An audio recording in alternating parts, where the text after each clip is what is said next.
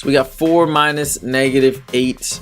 And here we got negative 10 minus negative 5. So now something interesting is happening.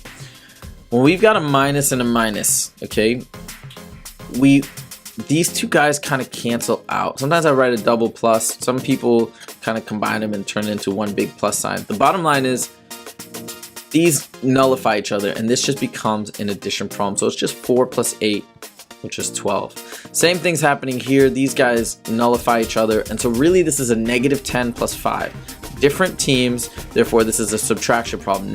So it's 10 minus 5, which is 5. But the negative side dominates because it's bigger, frankly, in terms of absolute value. So our final answer is negative. So our two answers for these problems are positive 12 and negative 5.